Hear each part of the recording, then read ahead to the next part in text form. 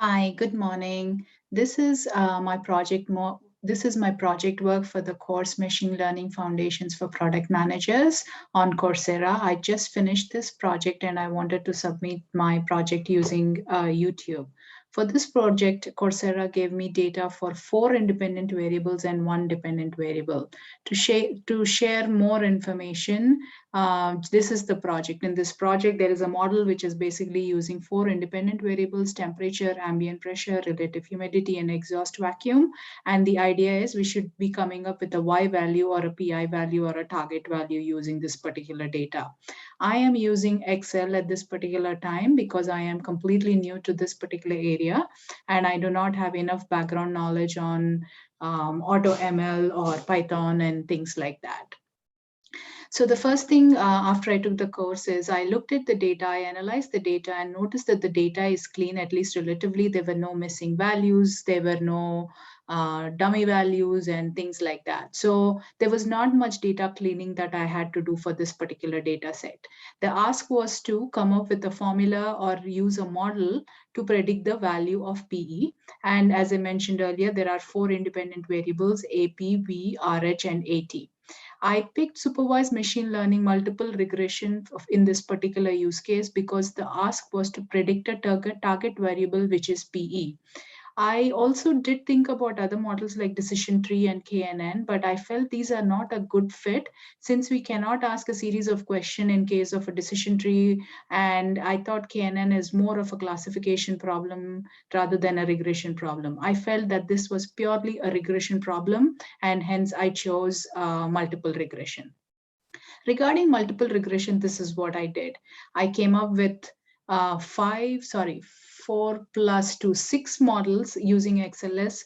The first 4 were using each variable to understand how much they were contributing to the target value. And the 2 variable model that I did, I picked the ones which had the highest, the proper metrics. And then I did one with all and I compared all of them.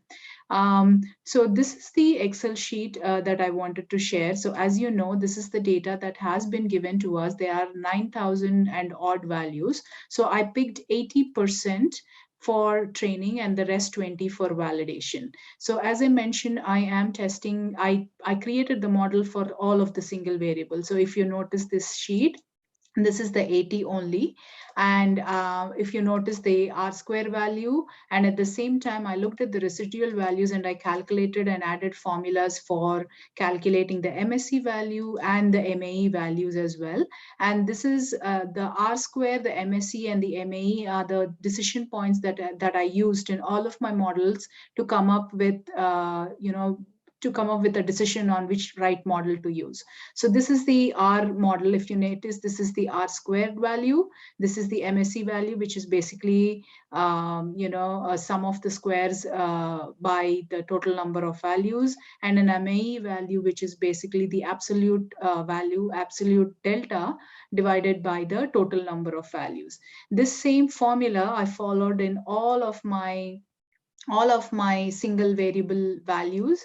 And then I noticed this is my results. And then I noticed that AT and V had the highest adjusted R square and the lowest MSE and MAE squared, which is what the right thing should be. So just to see how AT and V only are contributing to the value, I ran a quick model on them. And then I noticed a good R square value and a good MSE and MAE value as well. Since the others were also giving me enough value add in there, I also ran a model with all 4 of them. And this is the equation that I came up with. I calculated again the MSC and the MAE value for this one as well, and I compared it against the model.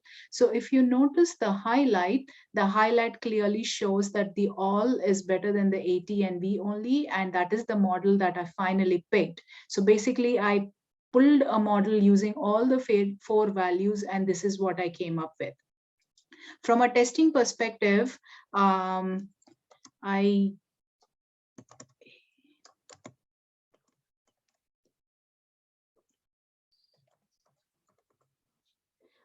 testing perspective, I took the all model and I cut pasted it here, and I created a formula so that I can see what the values are coming up with. So this is the formula, and this is the delta for all of them. So it is basically in the range for the same training data as well, which basically tells me that this is a relatively good fit for this particular area.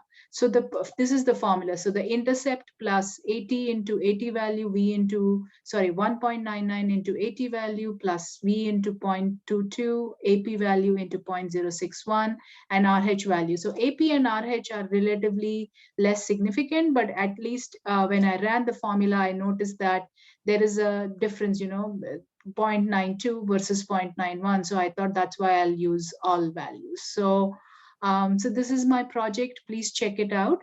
I will upload it. If anybody needs to look at my Excel spreadsheet, please link me or ping me on Coursera, and I will share this information with you. Thank you so much for your time.